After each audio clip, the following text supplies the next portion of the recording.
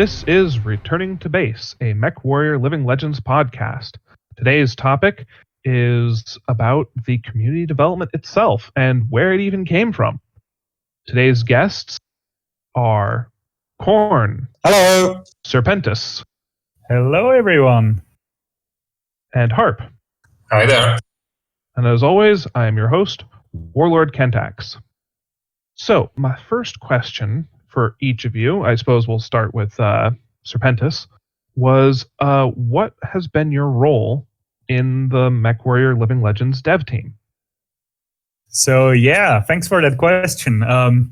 So, to best describe my role, it depends how you exactly look at it. In a nutshell, I was basically the one that helped the team stick together, get everything organized, and just make sure everything in the team works well. We have the infrastructure we need. Everyone's aware of the deadline. That kind of thing. It was basically a mix of project manager and agile coach, basically. It's actually mostly like an agile coach if you look at it from a modern software development standpoint. So, yeah, that's pretty much that. I've been double teaming it that way with Invictus, basically. Invictus, well, he's basically the one who's been carrying us all the time. And still is. And Invictus was taking care of everything relating to the game, managing it, game design and such. I was just helping to make sure that, everything works smoothly for the team and everything goes well together that way. And so when did you sign on to the dev team? Were you part of Wandering Samurai, or did you come on after development had already started up, or were you like right there at the very beginning of the new community dev team? You could say I was right there at the beginning of the new community dev team. I definitely wasn't a part of the old development team. I was just a player back then. I wasn't even involved in the alpha tests or anything.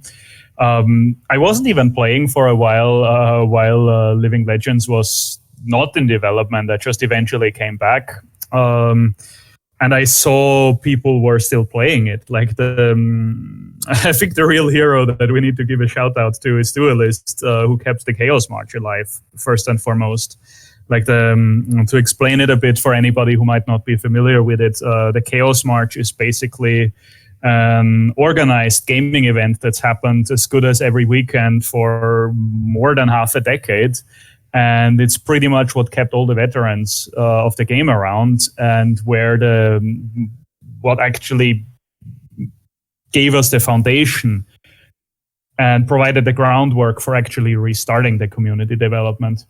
Now, as for how we actually started again, right before I actually came in and did all the project management for it. Maybe that's a better one for you, Kentax, and for Korn to answer, because you were actually ones who got the ball rolling. Yeah. So why did you join with the Mechwarrior Living Legends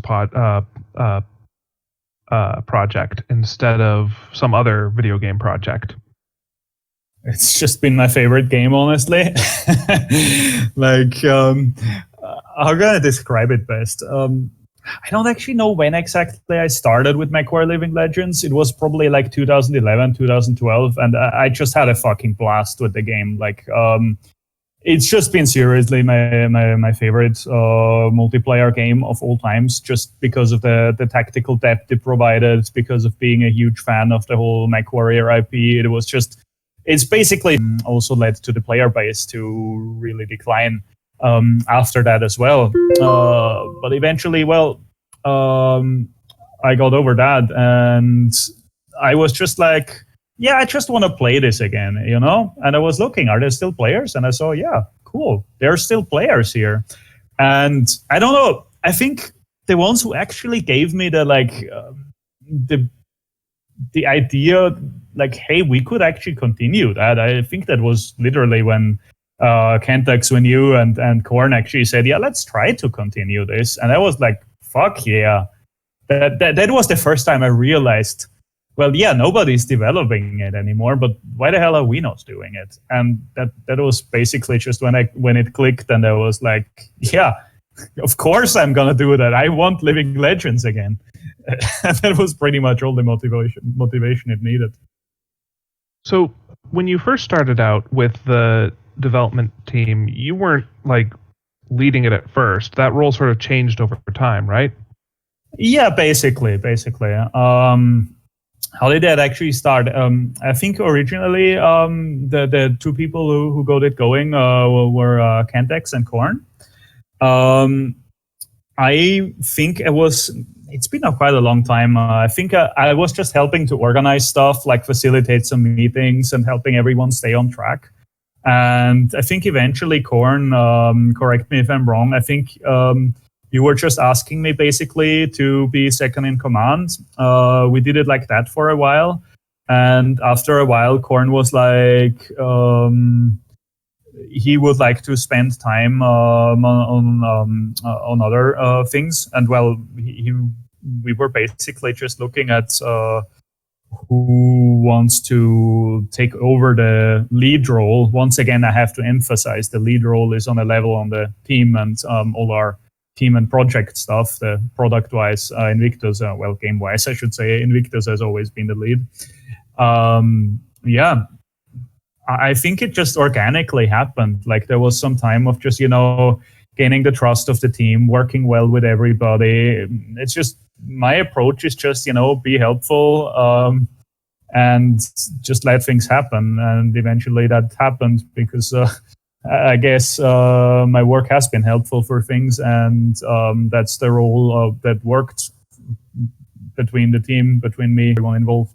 So why are you still here years later, or why did you leave the development team? I suppose you're still kind of here in a way, but yeah, both those questions. Two questions. So you say why I'm still here and why I left the development team. Okay, well, let's answer them one after the other. Well, why I'm still here is because I hold really amazing memories to this. Like, developing on Mechwarrior Living Legends was a fucking blast. Like, it was really amazing, and I have really fond memories to all of this. Honestly, it's been a great time, and I feel really happy about the stuff we've accomplished together, and that I've been able to help everyone accomplish with that. It's just been it's been amazing working on this. As for why I eventually stopped actively developing, is for me. And it actually kind of goes together. Basically, I haven't actually worked on anything games or software development related before that. And, well, first of all, Mechwarrior Living Legends actually made me figure out a few of the things I'm good at, like the whole people management thing, most of all. And I used this experience in my portfolio, sort of, and actually started working in the games industry with that. I used Mechwarrior Living Legends as a reference, got in as a QA tester, did that for a few years, and, well, as the games industry goes, it's a pretty busy field, so soon enough I just was out of time and energy to actually have a side project on it as well, since at this point I just needed to focus on getting my career going pretty much. And that was pretty much what happened.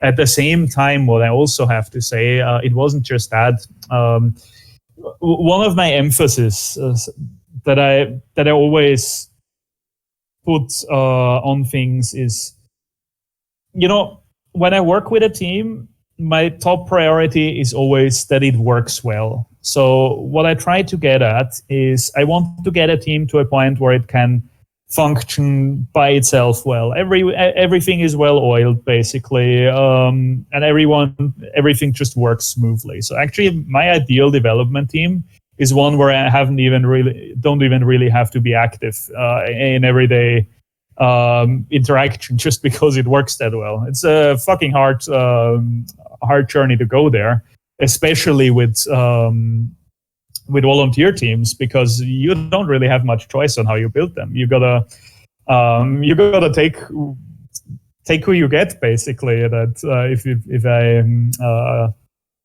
if I'm bringing that point across well, basically you have a very limited number of volunteers, and everyone comes with their own personality. Everyone comes with their own ideas for the game, and you gotta have to somehow get them all together on a table and make sure everyone can work together and can get that going. And I do have the feeling that despite all the troubles that inevitably come up in development of a game, I think by the time I actually phased out of development, I think the team actually was at a point where it was really self-sufficient and self-sustaining. Like, I think I phased out like 3 years or so ago, and the team is still going, producing new updates, which is fucking amazing. Like, I haven't really participated much other than say hello now and then, and even that was pretty rare.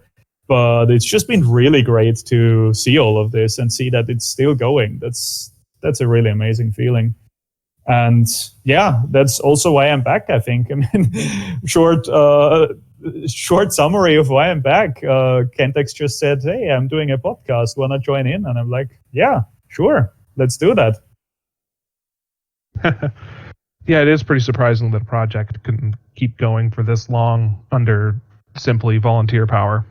It's amazing. Yeah, so Corn, Haarp, I'm not sure which one of you wants to go first, but it'll basically be the same questions that I asked Serpentus. What has been your role with the dev team? All right, I'll let Haarp go. He can go first. All right. Second. All right. Well, I did some coding at the beginning of the community project, but nowadays I'm mostly responsible for infrastructure. That's things like code repository, website, file server, game servers, Funbox, and doing the work of actually releasing the game. So you could say I'm pretty much in a semi-passive role at this point. And when did you start contributing? Were you part of the original Wandering Samurai, or were you one of the founding members of the community development? Well, I've always been watching Living Legend since before its release, but I've only been a player. I became a part of the dev team at the start of the community effort. I was approached by, I think it was Korn, and pretty much immediately started getting things into gear. I haven't really been active lately, but, well, maybe that could change in the future. I'm not sure yet. And how come you joined up with Mechwarrior Living Legends instead of some other video game project? Well, I've always been a big fan of Battletech and Mechwarrior in general. Ever since I found Mechwarrior 2 in a game bin as a kid, I pretty much couldn't hook on the entire series. It's been with me most of my life. And when I saw Living Legends, it was such an awesome looking mod, and naturally I was attracted to something like that. It grabbed my attention.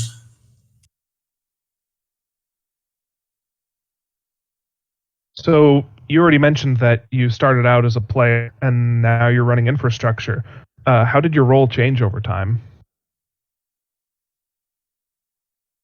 Initially, I did some code work and contributed to things like fixing the cheat protection or minor bug fixes. But as things went on, it became a bit harder for me to figure everything out, and I saw that others had it under control. Well, not really under control, but better than me, mostly. So I was pretty okay with the fact that I was responsible for the infrastructure and nothing else.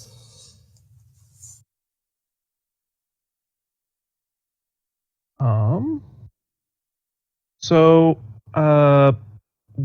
what sort of... I do remember that servers were different before you took over, because before you took over, there was Huntress, at least in its first iteration, and there were a couple of others. And the servers behave like way differently now, especially with map selection and stuff like that. Did you have any hand in that? In fact, I did, yes. I was the first to write scripts that actually replaced the default Crysis level rotation with some kind of map voting system, which was unheard of at the time. It took a few years to work out all the kinks, but I would say it worked pretty well. Of course, nowadays it's no match for what the 12.3R guys are doing. I'm not really maintaining it anymore, so it's kind of deprecated at this point. But it was a stepping stone. Yeah, with the new 12 Vegan Rangers servers run by Rick Hunter, it's as though he's standing upon the shoulders of giants, because I don't think he'd have his voting system quite like it is without you providing a foundation.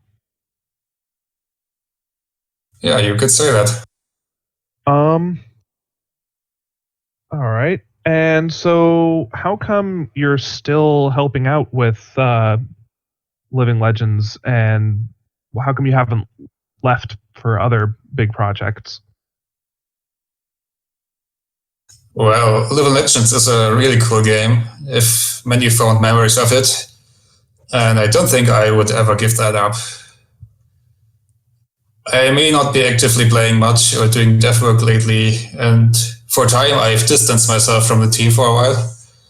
That was mostly due to lack of time.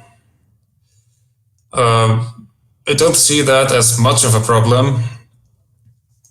The fact that I'm still maintaining infrastructure means I cannot easily pass that role on to someone else. I'm pretty much stuck here, and I don't mind at all. Well, thank you so much. I'm glad that you're providing all this for the game to continue. You're welcome. All right, so that's just about all the questions I have for you.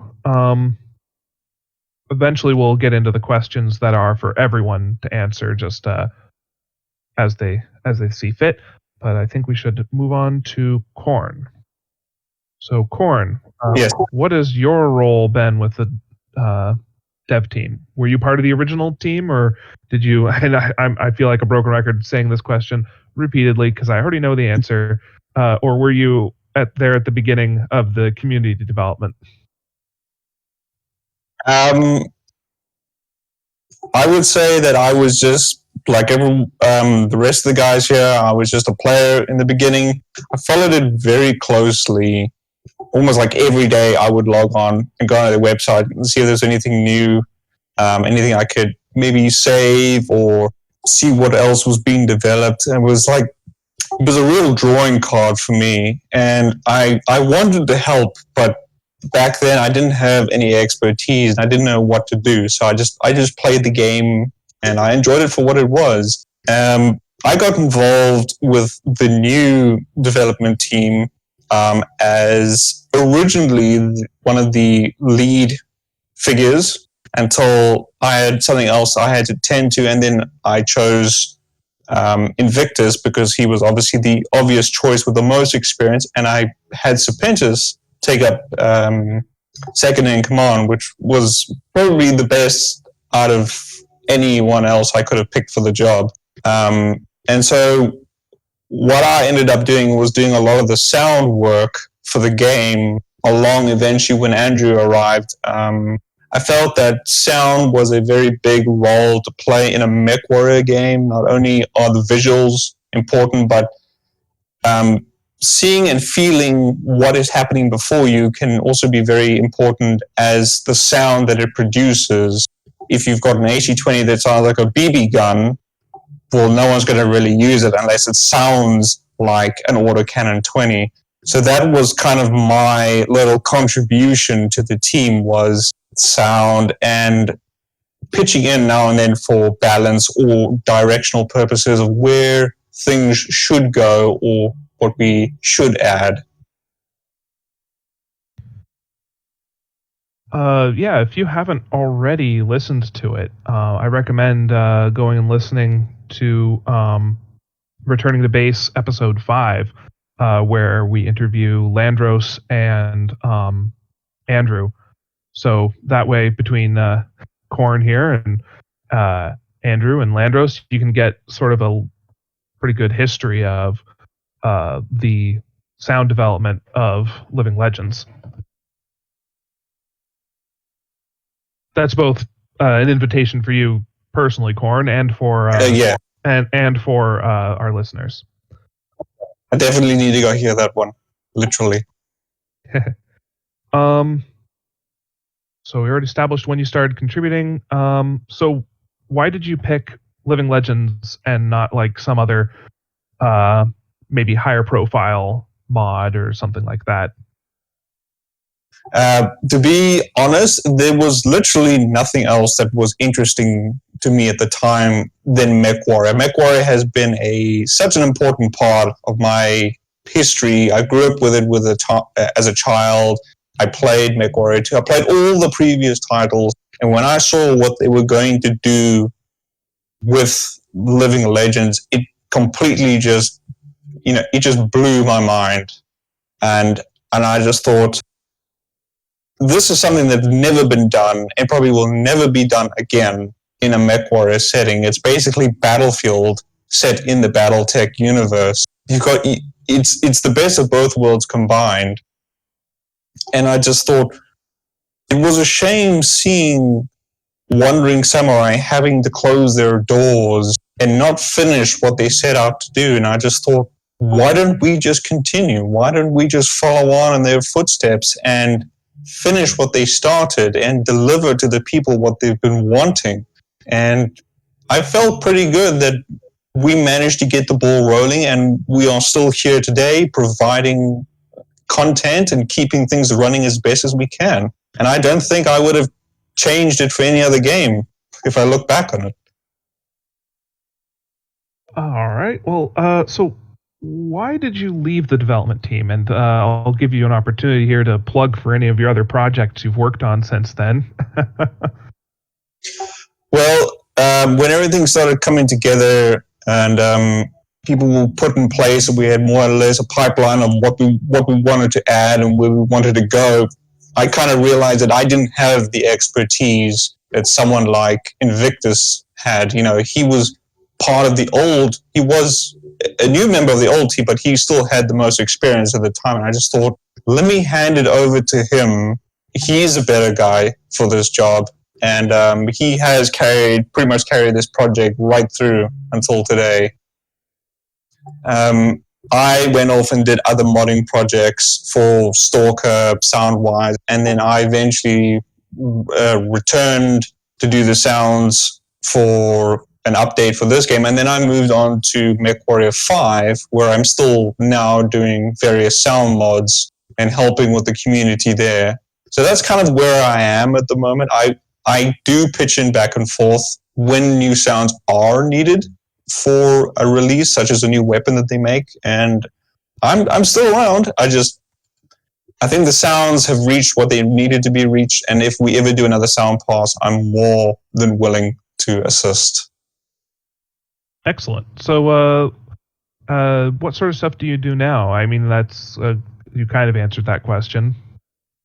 Mechwarrior 5 sound mods, doing it solo this time with no one around. It's been very complicated learning because the programs and the editor that we have to use is different from NMod, and so it basically boiled down to hit this bunch of keys, compile, build, and pray for the best. And that's just hitting your head against the wall.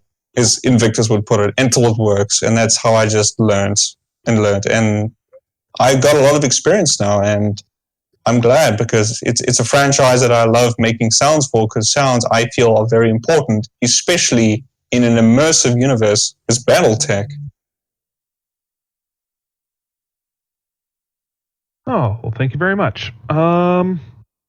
Let's see. So I think I should probably answer those questions too, since I was there at the beginning of the community development team creation. Yes. So my role in the dev team has been pretty loose. I was there when Korn and I were asking Invictus repeatedly, so how come development isn't going on anymore? What's going on? Who do we need to talk to? What's up? And so between talking to a whole bunch of the old devs and Invictus, Korn and I were able to sort of get enough people in contact with each other that when Invictus wanted to actually, start looking at the files himself, they had access to them, and certainly helped him with his motivation, because I think initially he was a little reluctant, and once there were enough people asking him, "Hey, you gonna do that thing? You gonna start developing?" And why wouldn't we develop? Saying things like that, I think that really helped get him and a lot of other people interested, because I know some people were worried about maybe getting a cease and desist or some sort of legal ramifications, seeing as we, the new community development team, didn't have necessarily the same license that Wandering Samurai did. Was it transferable? We didn't know. It was an uncertainty, and so that my role was getting the ball rolling. Since then, it's changed a little bit. I did help out with a little bit of the user interface, only in the creation of some raster graphics for our UI specialist, Star Wraith, to insert into the game. He's since left the team, and I'm sure we'll talk about him later in this episode. I started contributing right at the very beginning of this. I was mostly talking. It actually came from a perspective of I wanted to know how we could change the existing mechs in the game to have more distinct weapon systems that were less overpowered. I was concerned about balance and uniqueness. And that's probably been one of my longest continuing roles, is suggesting variants. Like Invictus is ultimately in charge of what variant goes into the game and how it gets implemented. But I'll often be one of the people leading the charge on a particular variant. So there are a lot of them in the game that have maybe a sprinkle of flavor that came from ideas that I had, or ideas that other people had that I decided to share with Invictus. And we'll probably have an episode on that in the future on variants. I was hoping to have one with Kami and Invictus so we could hear about modern variant design philosophy versus the old guard variant design philosophy, because they're clearly different. A good example would be the the Heavy Gauss Shiva from the original dev team. Oh my gosh, 2 Heavy Gausses. That's a bit much. And so we don't have that anymore, not because the plane can't mount it, but because it just creates a ridiculous balancing issue in the game. My role over time, I guess it has changed a bit now that I do this podcast. And I contributed a lot to the Chaos March. I did some graphics for Chaos March. I did some advertisements. I even went to conventions and passed out flyers for Living Legends, including to Jordan Wiseman and George Ledoux and a few other people I could name drop if I wanted to.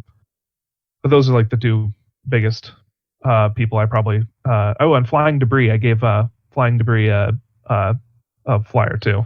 That was fun at MechCon. So yeah, I definitely did some promotion at PAX and a few other conventions that I went to. Never seemed to get a whole lot of players from that, but it was fun. Why am I still here? Well, I'm a player. I play this game a lot. I play this game more than any other game, and I got started in it because I had. I guess I'm not sure what the very first Battletech thing I ever got into was. I know that's other people. It's the books, or maybe it's the original minis or a video game. But for me, probably the first I'd ever played was either Mech Assault or might have been the WizKids Clicks game. I'm not sure which one came first. Probably the WizKids Clicks game. Yeah, that would make sense. And after that, WizKids, I played that for a bit. Never really thought much of it. Like I played it for a bit, had a bunch of them. I was more into collecting than into playing the game. But eventually I got to this point where I saw the advertisement on ModDB for Mechwarrior Living Legends.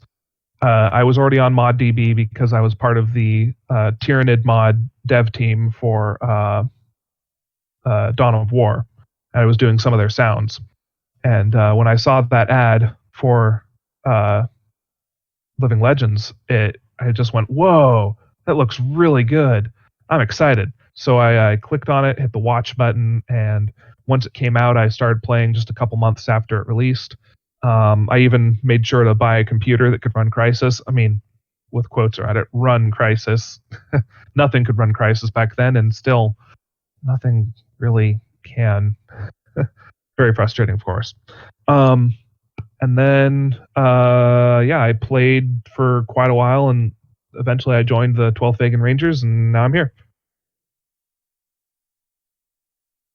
Okay, so here's a question for all of you. Feel free to pipe up with any responses. Who else contributed to the community development team early on? Because I know we've had a number of developers that they don't always get mentioned all the time, or maybe they're not part of the team anymore and I can't get a hold of them or whatever, so they won't be able to, answer these questions for themselves. Trying to think.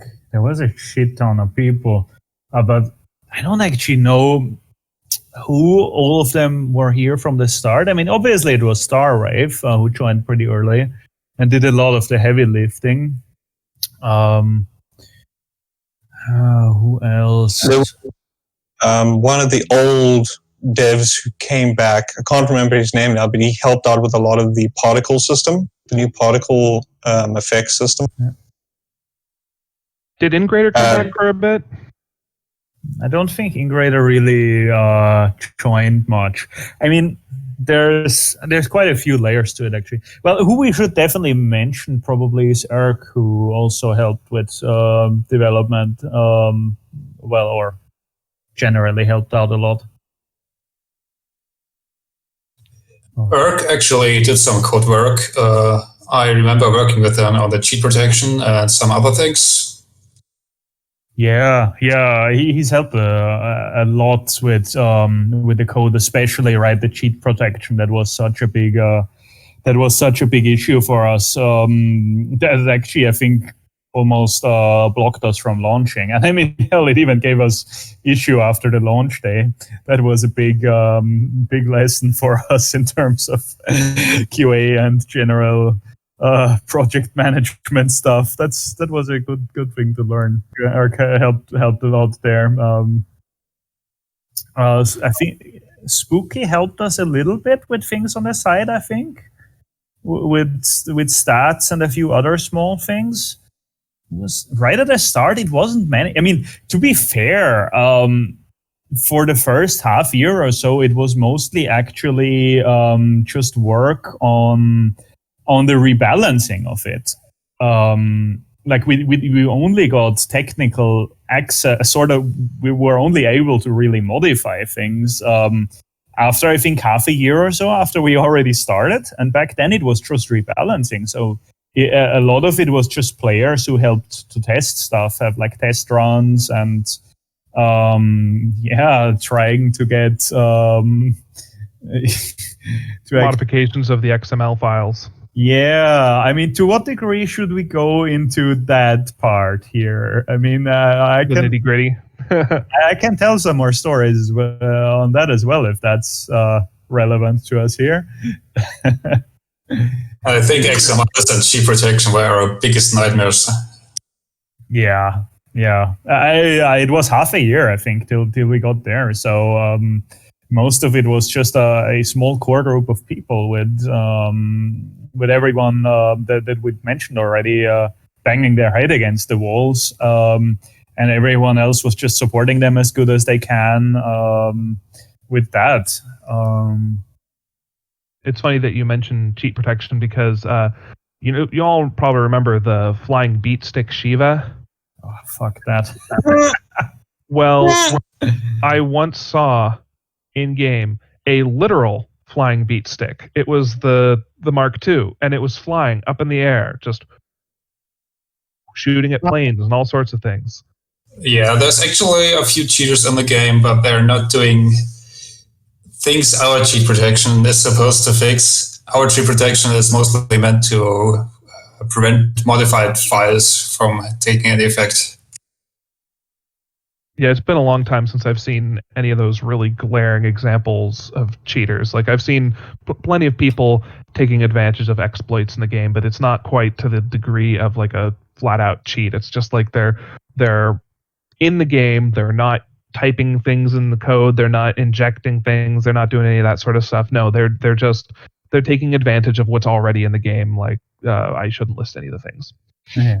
Right. Well, you see, the cheat protection, the issue we had with the cheat protection wasn't actually so much that there was a lot of cheaters. The issue was the cheat protection had a really strict system of controlling files. So we actually had to get the cheat protection to the point where it wouldn't trigger at any modification that we actually did to the files. That was the actual problem. Yeah, and the ironic thing is it was actually my fault that the cheat protection was as strict as it was, seeing as I was running no funbox. It was kind of the point of the cheat protection to prevent that from being possible. So if you're an avid wiki reader, you've probably heard of No Funbox because there's an article that contains a reference to it. But for those of our listeners that haven't read that article, Haarp, what's No Funbox? Oh, well, so a bit of history. So back before the cheat protection, there used to be a guy named Tempage on the forums who created a video showcasing tweaked jump jets in-game. He wanted to show how things could be done better, and he was pretty much labeled a cheater and banned for his troubles. I kind of took inspiration from that, the tweaking, not the banning, and thought, why not create a server so everybody could evenly test out some ideas and I could have some data to back up my own suggestions. So I set up a server. Some of the things I tweaked were direct-fired LAN alarms, which were arcing back then, still arcing back then. I tried removing coolant. I had new variants and a few other things. There also were fun events like adding a firebomb harasser, which was as much of a suicide bomber as you could expect, or putting dual long toms on Hawkmoss, which was tons of fun, but made it violently whip around whenever we fired them. Amazing. Yeah, so the server was actually a huge success, but the devs weren't all too happy about it, and it eventually led to my own ban from the forums and the introduction of the cheat protection. Wow. The result of it all. So I know for certain we're not going to be able to get a mention in here for everybody that contributed. That'd just be impossible. Well, there is one I would like to mention, and that's Ivan, who did a lot of the new maps for release builds. Yeah. Yeah, definitely, So definitely. I would like to take my hat off to him, because a lot of the maps he designed, like Valley Forge, was a really, it's a great looking and great Battletech feeling kind of map. And then he continued to deliver a few more as the releases went on. And so that's who I would like to say, like for an honorable mention to go to him, is one of the map makers. It's funny you mentioned him because we're going to be doing a podcast recording pretty soon here, and he's going to be one of the guests. Ace. Excellent. Yeah. There's a current system he's been working on for as many of the maps as he has access to add in special time of day features for just about every map. And he's including inclement weather conditions and all sorts of other stuff like that. So now we've got clear dune, hazy dune, dark dune, based on the map time. And so you can use server settings to potentially randomize these map settings. And it's really awesome because you can start it just before the sands roll in, or start it just after, or maybe like right before the sands disappear. It's really awesome. Evolution in Crysis. Mm-hmm. That is super cool. It's amazing, like all these years later, we're still finding new things to add in. I just played Wildlands yesterday, and Wildlands, it was completely beset by fog from one side of the map to the other. Like pea soup fog? Yeah. Holy crap. That must have been entertaining. Yeah, you can only see maybe 500 or 600 meters in front of you at best, which by Crysis standards is pretty darn pea soup. Yeah. I would imagine because everything's now clouded, you've got more chance to flank without being, seen halfway across the map. Well, and not only that, but there are now 3 forward bases instead of only 2. Okay, so it just shows you how long I played. Cool. Well, I mean, the new version just came out, 2 days ago? Yeah, awesome. Definitely gotta give that a try again. I wanted to say one thing as well, like while we're at the credits, I want to thank just all of the players as well who've been hanging on, like all of the veterans who've been hanging around. A lot of them have been helping out with testing a lot, as it is, like just testing all the rebalancing. Like a big step for us was actually, as the first thing, fixing so many glaring balancing issues that were a problem in the game that kind of, the metagame was stale first of all, but that wasn't actually the biggest issues. There was just balancing variants that just kind of completely broke the game. And since it's been around and unchanged so long, people knew them. So anybody could just go on and sort of, almost grief with that by picking the cheesiest variants and kind of ruining everyone else's game. So, all the veterans who've helped out testing that, or even just who've been staying around, keeping the game alive, I think they all deserve a big thank you as well. And once again, all the Chaos March crew with Duelist, first of all, who kept it alive in the first place.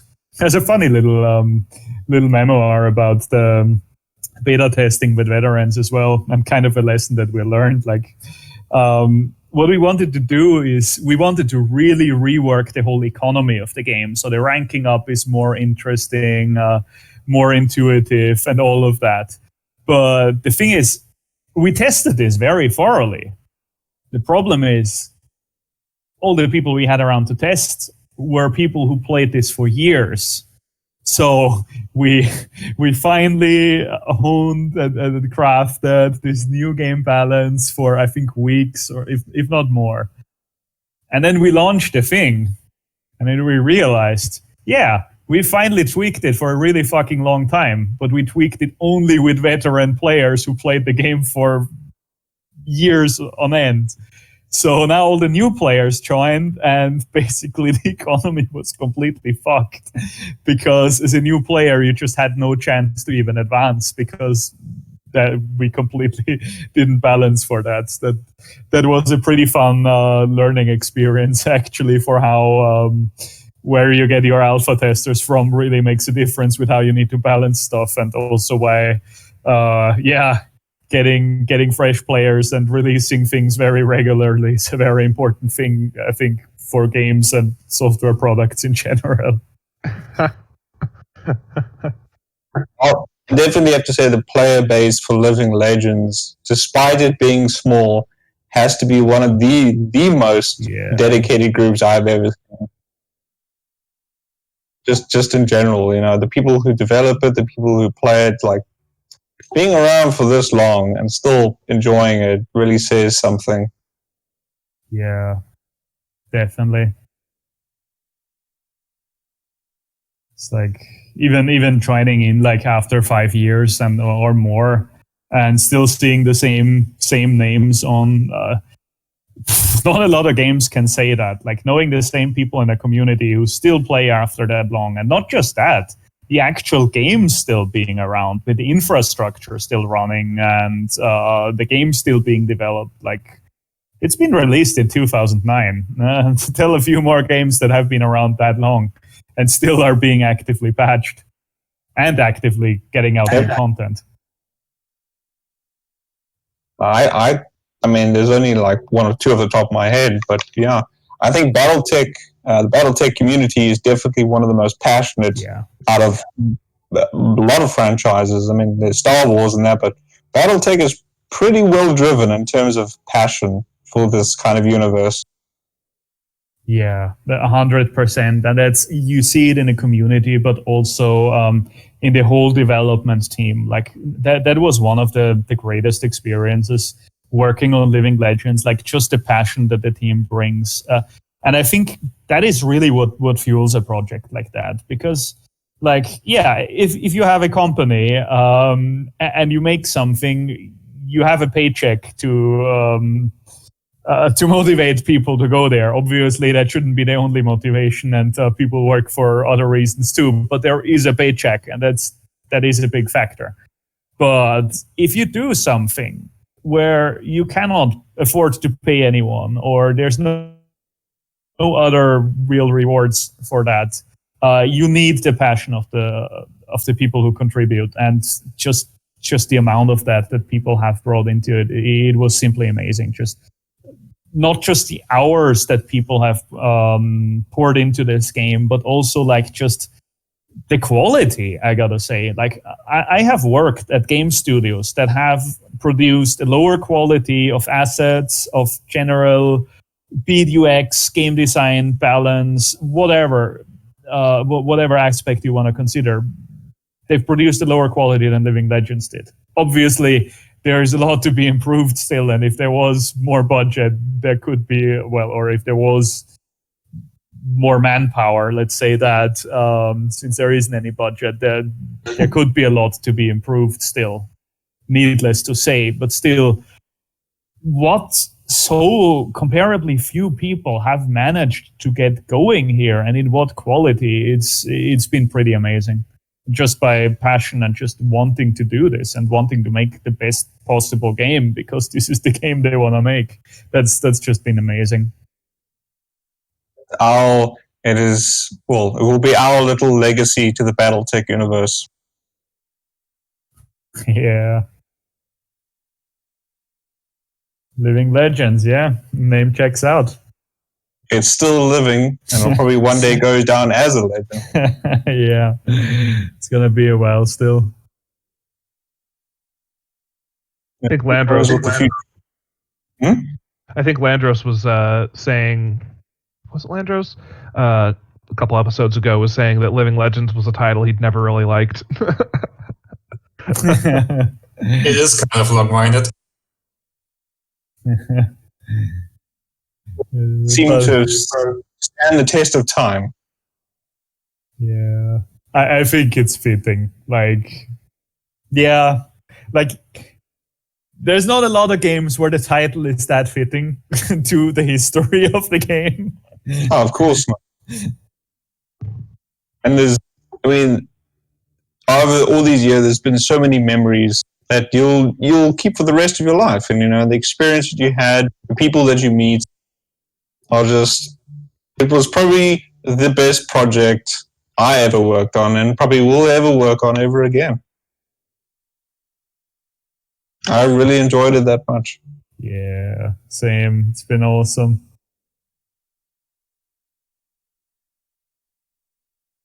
Let's see. Well, I guess we would be able to answer this question without Invictus being here. How is the vision of the community version different from the original? Like, what sort of unique design choices make it different from Wandering Samurai's version? The balancing, first and foremost. I hope I'm not cutting anyone out here. I think one of the big differences is the former development team, they had their vision was making a game that looks really cool and basically making this sort of industry portfolio game. At least that's the impression it made. I wasn't in the original dev team, so I might be wrong here, but yeah, maybe Kami will come by next week in my recording with him, and he'll just chew you out for that. yeah, he's free to. But basically, what they wanted is make a really awesome mech game that looks really cool, is technologically really cool, like has a lot of awesome features, and it does. And they made a really good game. And it plays like Battlefield. Exactly that. I'm pretty sure they'll get much further into that vision next time. The thing that actually stayed unfinished, at least from my experience with the whole timeline and then picking it up again, was actually really giving it the amount of work to balance the whole game and put the game design in, like that is the whole in-game economy with upgrading your mechs. It was the whole balancing the variants correctly, and all those small game design choices that are basically the lifeblood of keeping a multiplayer game alive, by making every match replayable and replayable again without the metagame becoming stale, without someone discovering a variant that is just overpowered and then just using and abusing it again and again, which is basically what happened in the time when the development stopped. So there was a load of work just working on that first. Well, that and just getting a lot of cool new assets in. And now that I think about it, I think one of the big reasons why the development of a mech lab was put on hold, and at this point it's canceled. One of the big reasons for that was not just how difficult it was going to be. It was not just any sort of fear of competing with commercial products over that.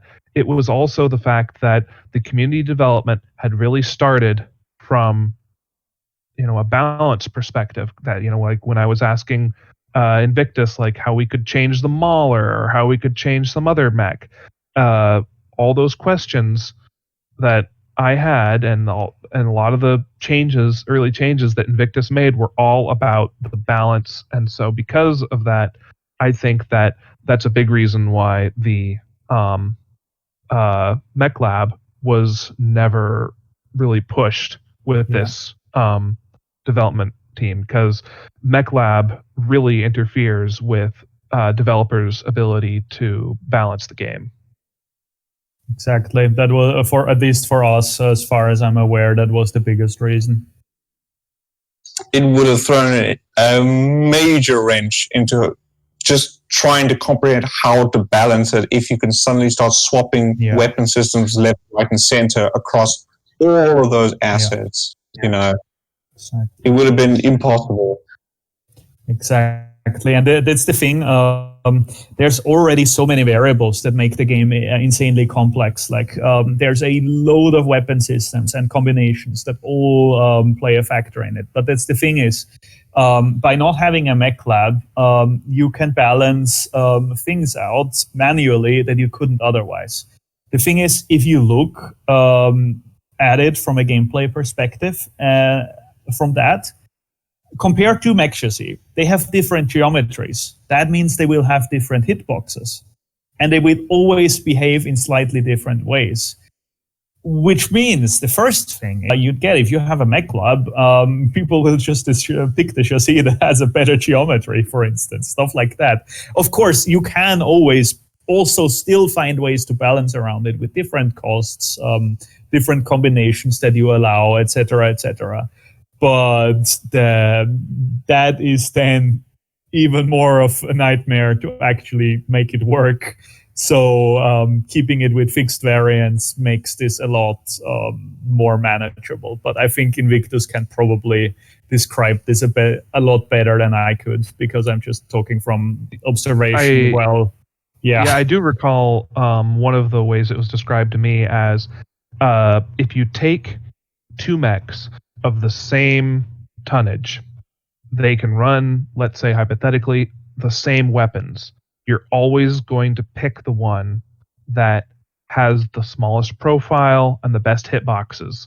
And that's what happens with Mech Lab, is that unless the mechs are just really distinctly unique from each other in some way that Mech Lab isn't allowed to change, then you're always just going to go for the best chassis. And then you wouldn't see the other chassis show up at all. So, for example, you would never see, say, a Hellhound, maybe, or in not pure tech. When it's mixed tech, for example, you might never see a Bushwhacker. You'd only see Ryokans. Exactly. And this is the kind of the theory I also brought up with the systems. Like, you got a Hunchback. Okay, the Hunchback's not in the game, but you got a Hunchback and you got a Shadowhawk. If you could allow the Shadowhawk to carry an AC-20, you've effectively made the Hunchback obsolete, because the Shadowhawk has a slimmer profile, it is 5 tons heavier, and is now jump capable with mounting an AC-20. So, you've just made one mech obsolete with the Mech Lab. Yeah. We actually already have a system against that kind of thing. We have our ports and hard points, which could effectively prevent that. Yeah, well, at least there's that kind of measure in place, whereas, somewhere in another game, that doesn't apply, and that's what throws that off, way off the mark. I know with, for example, one of the ways that the build rules could totally be abused was there was a Ryokan I came up with that had 12 heavy small lasers. Yeah, I mean, to summarize it, even without the build rules, I think one of the big emphases in terms of design choice was just like making mechs feel unique, like especially in Battletech, like a lot of the canon variants that you have, people have known them for a long while, and there's just a few unique combinations that people grew to like, and like every mech has a sort of characteristics to it that people know, at least in a lot of cases. And the thing is, having those manual variants, I think, helped that a bit also, and not just between or across a mech chassis, but also within the same chassis. Basically, rather like the work that Invictus has put in, that goes a bit back to the question you asked, like what the focus of the dev team was, is he's made sure that all the variants, even of one chassis, all play differently and all were viable. So even though the variants before the community edition happened, there wasn't that many more variants actually.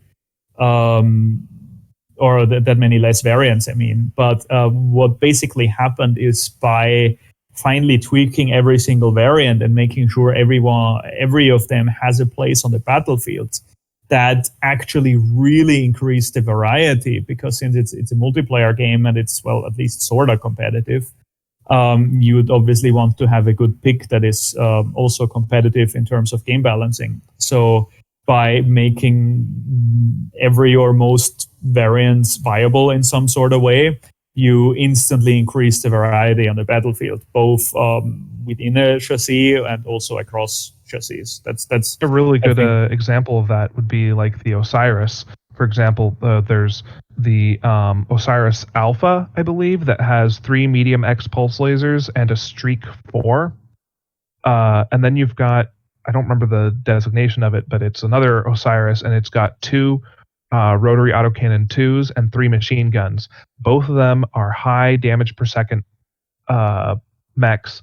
They don't do burst damage well. They stare at their target. They're both good at running away from the target or towards it, because when it's running away, it can rotate its torso all the way around and fire as it's running away, kiting their target. Both of them are really good at that. Despite that they fill such similar roles, each of them is a little bit different, because one of them has 800 meters of range, almost 900 meters of effective range. The other one only does 500 meters of range. And so while they both serve very similar roles in the battlefield, they're very clearly different. And, no 2 Osirises are the same. And that's what I think allows us to not have a mech lab, is that the sheer amount of assets and the sheer number of variants per asset means there is definitely going to be something for everyone, regardless of what your playstyle is, because there's so many variants out there already in the game that you're bound to find something that's going to work for you. Yeah, definitely. See, that actually brings me to another point. If you don't mind me sidetracking it a little bit, or bringing it back to that question. Like when you asked what we were focusing on regarding, like, compared to the old dev team, one of the things we were also focusing on was accessibility and usability. Like when Korn said, there's so many variants and so many combinations, that really reminds me of that. It actually took us a while to get there. We didn't get straight there with the first release, but one of the problems with accessibility for Mechwarrior Living Legends for a long time was that as a new player, you just came into the game, and if you're lucky, you made it down the hangar and actually managed to open the buy menu. But not just that. Then you had a huge buy menu with you with mech names you never heard, and you opened that, and then you had a description, which was basically a huge table of abbreviations like CER, LBL, and stuff like that. And if you didn't actually look it up on the wiki or had some other idea or played like a lot of Mechwarrior 4 or something like that, and even then the abbreviations are different, you basically had to try out every combination and slowly learn what the actual abbreviations for the weapons mean. I mean, there's like dozens of weapons, so you actually had to get used even to that, and that was a big accessibility hurdle actually. And eventually we replaced that and actually just made a bigger buy menu where all of that was spelled out, so it was a bit more just easier to read. And there was a lot of little quality of life improvements that's been done, like the HUD has been improved, so it's got better visibility. We improved the standard control scheme, so it was a bit more user friendly, and just loads of little things. And well, now there's actually buttons to swap between the different reticle modes. Yeah, exactly. And also, I think there's probably a worth for a good shout out to everything that's been done in the infrastructure that killed a lot of other games. Like, for instance, the GameSpy shutdown. We've actually been able to work around that as well, and basically keep Living Legends going independent of GameSpy, which was a challenge of itself. Yeah, who all worked on that GameSpy thing? I remember Stryker was involved at some point on that. Was Star also involved on that? Haarp, you want to say more on that? No, that was pretty much me. Well, we started off trying another service called Q-Tracker, which was basically a GameSpy replacement. That didn't work out in the long term because that guy had to shut down due to DDoS attacks, I think. So we had to think of an alternative. I cobbled something together with a few things I found on the net, some kind of GameSpy emulator that just fakes the entire login process, and I somehow made it work, and I'm pretty happy it's still working at this point. Yeah, good job there. Thank you. Because before we had to go all the way into the Windows host file to edit some stuff, and that sometimes put people off. So this whole new system was a welcome relief. Yeah, definitely. I think one of the coolest things now that Haarp brought that up, just to think back, is how often we've basically faced seemingly impossible odds. Like, there was so much shit we had to put up with, and every time we managed something else came up that was like some sort of impending doom on the horizon. Like, first of all, that GameSpy thing. GameSpy was shutting down, and we're like, well, shit, what are we doing now? And we had to look really hard and actually see how we can actually make the replacement work, because there was other GameSpy alternatives, but even they were struggling, and I don't even know if they're still around. But maybe Haarp can say some more on that after as well. And not just that, it's like just actually getting around the old cheat protection, figuring out how we get a version of the game to actually start from with actual development.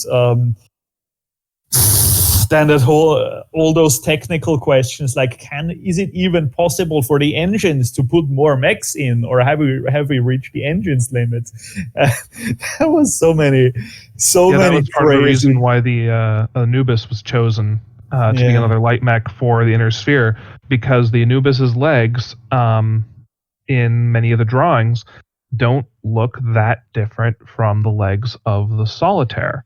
So that was a case of, well, we can just reuse the legs from the Solitaire instead of having to create brand new legs that might be approaching the limit of the engine can do. And yet here we still are pumping more things into the game and still going strong. Yep. Yeah. If I could sum up the entire development of Living Legends from the new team's perspective, it was basically any problem that we were thrown with was met with "hold my beer" comment. Yeah, totally. Like, it's been crazy. How are we going to get this fixed? Haarp's is like, hold my beer. How are we going to get the legs to work? Invictus like, hold my beer. Yeah.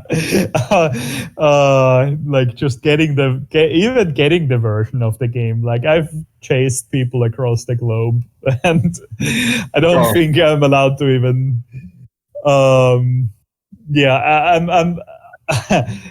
not even allowed to say who we get it from, or I don't want to say it anyways. But it was crazy. Like, basically, the way we started with the rebalancing for the first half year, we just worked with some sort of Russian version that got the cheat protection stripped out with some magic we don't even know, because we didn't manage to get that going. And basically what we did is, while Invictus was basically working on the balance and trying everything with the stuff we had, I was basically chasing people across the globe pretty much and just following every lead that I had for someone who might still have a backup from the old repository, because people basically nuked it. There wasn't actually a trace of it left, but apparently some people still had some old private backups laying around. And we kind of managed to get like 3 different versions, none of them being exactly what we needed. And we kind of, after, I think... Coupling that together was quite the task. Yeah. Frankenstein world is an underrated term. Yeah. It was pretty crazy. And that was just one of those things too. Like, are we ever gonna make that work? Like, that alone was a huge factor for team morale, and it was amazing when we actually managed it to work. Like, hell, just getting the fucking thing to compile took forever, because there was so many things that were issues, and there was no documentation for it, so it was all trial and error. Yeah, we were swinging in the dark. I was so nervous that all of this effort was not going to be in vain that I was crossing my fingers so hard my hands were getting cramps. Yeah. I was just like, please just fucking compile. Just compile. And it's like, hey guys, we got to compile. I was just like, oh god, thank goodness. Yeah, that was crazy. We had a fair share of bugs, but we worked through those as well, like the infamous plasma gun quirk that turned the awesome into the most lethal thing on the battlefield. And that's a good step against it. Yeah, and not to talk about the release. Actually, the first release, it didn't go so well either. Like, there was the whole thing with the cheat protection, and we were just kind of hopeful. Like, we were just like, yeah, it's probably not so bad, it's gonna work, but it completely fucked us over. Like, basically, there was a really nasty bug with the cheat protection that made it so whenever you loaded a custom map, basically, I forgot, would it crash the client? Would it crash the server? It's been so long ago. I think it even crashed the server, wasn't it, Haarp? I actually don't remember. Yeah, I don't remember it exactly either, but basically, we've reworked something in the cheat protection really close to launch. And then we already had committed to the deadline. Yeah, big mistake there. And that we basically released it with a game-breaking bug, and it took us, like, I think a week or two to actually fix that, which really sucked because we got a really amazing PR beat out. GameStar wrote about us, a lot of I think PC Gamer and a lot of cool online platforms wrote about us, and we got some of the early streamers. Exactly. We got a huge surge of new players, but the problem is we could only play with official maps then, and there was a lot of bugs, and that means the player curve actually declined very fast, a lot faster than it should have. We managed to recover it still, and it still grew nicely, especially our streamers. Big thank you to everyone who streamed this game. They were basically who brought us so many new players in. That was amazing. They really helped. But the launch was quite a... Yeah, we had Shivoxy and Fontomen and Tex and... what's that? Blue Drake? Yeah, Blue Drake. Yeah. Yeah. It's just that was amazing. There's actually a huge lesson. Like, I don't know if anybody listening to this is working on games themselves, but there's a couple big lessons I've learned there in terms of just managing releases of games. First of all, I mean, that can't be said enough anyways, is always take enough time to test stuff. Sounds obvious, but it's very rarely done. But second of all, and that's something which is funny, that's the feedback I actually got from a professional producer once I got into the industry. I was telling him about that stuff, and that, like, after launch we had all those bugs, and about basically we announced the launch date, and then we got into basically a crunch because we realized, shit, we have bugs and we have to hold the launch date.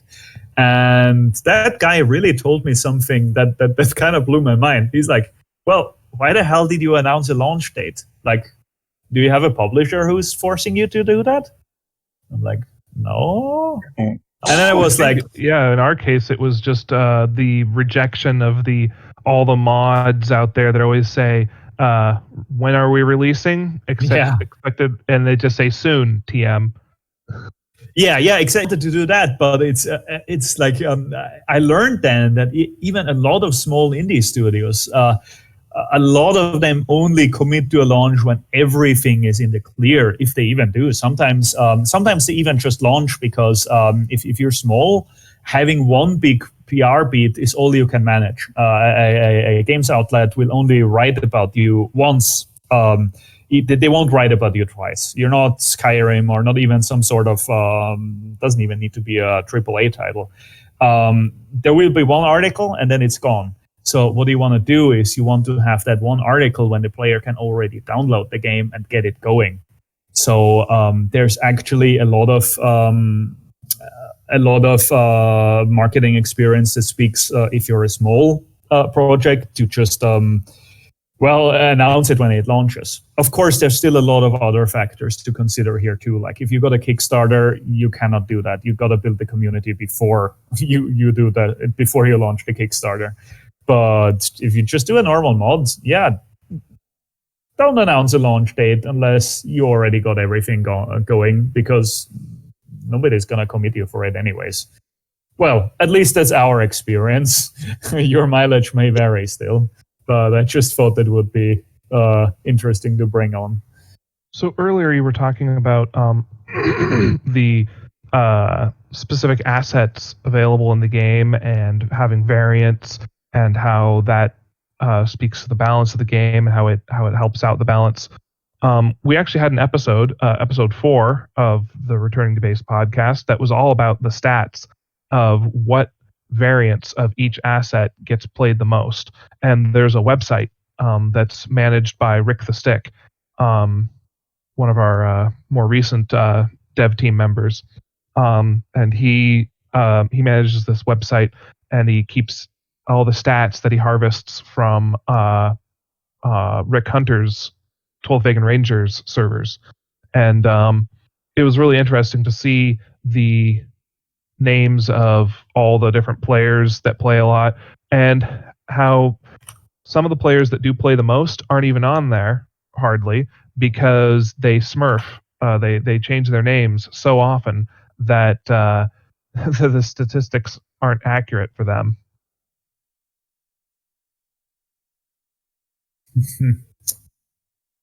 And it was also really cool seeing like how often people bought certain mechs, but at the same time, despite how frequently people were buying them, they're still buying more diverse selection of mechs than we presume were being purchased back at the beginning of, or at the end of Wandering Samurai. Because I remember with Wandering Samurai, you just came out with the SRM Owens every single game. And yeah, every engagement was a bloody thing. Yeah. And now, sure, the default mech to take out is the Raven Bravo with the LBX-10 and the 3 small pulse lasers and all the crazy electronics it comes with. But that said, there are plenty of first engagements I'll see in a match now where that mech doesn't even show up. And it's the one that's the most purchased. I mean, that's kind of the system I've always preferred in whatever game I've ever played, is that variety of life. If you're going to encounter the same mech or the same tank on every engagement, it's going to become so dead dull and boring that there's just no more excitement anymore. I kind of like to see a greater variety of units being deployed to the field, because it feels more like how it should be, you know. We're not just restricted to one battle mech. We've got commandos here. We've got javelins, not javelins. We've got solitaires over there. We've got Owens over here. We've got some light tanks pushing up in this area. It just adds more to the battlefield vibe than just, let's just spam Owens, you know. Exactly that. And I think it's what you have to do, because otherwise having all those different weapon systems in the game, it's all just fluff if the meta game is so defined that it's only one variant that's useful. Yeah, and even in the Chaos March competitive, casual competitive, the whole way the drop system worked in the battle value is your builds would vary very differently from drop to drop. And you wouldn't just spam one type of mech with one type of build. You know, you would take into consideration what was going to happen, and you would have a variety of things. You might have 2 riflemen supported by 2 Uziel, or you may be going with a pair of demolisher tanks supported by a pair of assault mechs. You know, every battle was different. You know, a good example of how much improvement has happened with the balance. Over time in Chaos March, the importance of battle value assigned to each asset and each variant became far less important. I remember it being very contentious early on, like, oh, should this be 2 stars or 3 stars? But towards the end, you know, it wasn't just for lack of involvement or anything. There just was less reason to have them ranked, and the ranks were the opinions were less important. Because things were more balanced. Yeah. And that's not to say that things are completely balanced, because there's no way. But and there's always going to be outliers here or there whenever a new weapon system gets added, whenever a new variant is created. But yeah, all in all, we're definitely way more balanced than we used to be. And I was just thinking about that Mech Lab mentioned earlier. A good example of a Mech Lab metamech that would probably show up a lot more often was the Light Gauss Fafnir that had the 4 Light Gauss, and it could, yeah, all that pinpoint damage at one component from 1,200 meters. You know, they don't do that much damage, but when you've got 4 of them together at that range, yeah, the problem was the range. Sorry, Corin, you continue. And on a platform that anything really being fired back at it. In single player, it doesn't matter so much if it's imbalanced, because you play the game for other reasons. But in multiplayer games, the balancings, the variants that come across, the dynamic between the players is basically your content. So if that is made in a way that doesn't work out with the balancing, you still have a cool game, but you got nothing that will keep players or that will really work out well long term. I mean, Living Legend still survived a long time, so it still did really well. But yeah, it's definitely good balancing is the lifeblood of a multiplayer game, in my opinion. And occasional changes to shake it up really helps. Yeah. And the fact that we have so many variants being played kind of confirms that we're doing the right thing now. Definitely. Well, it's still here after 11 years, so we must be doing something good. Yeah. It's crazy. All right, well, we're coming up on almost an hour and a half here, so I think that's probably long enough for an episode. Thanks so much for making time to come record with me. Thanks for having us. It was good. I really, really enjoyed talking about our experiences in this journey that we've had. Yeah, it's been really amazing. Thank you, everybody. It's been a joy doing this podcast with you all. And yeah, just thinking back to all this, it's been forever ago, but it's some really amazing memories. So yeah, thank you, everybody, including our listeners and playing. This has been Returning to Base, a Mechwarrior Living Legends podcast. And I'd like to give a special shout out to Shivoxy for doing our ending and Timothy Seals for doing our opening theme.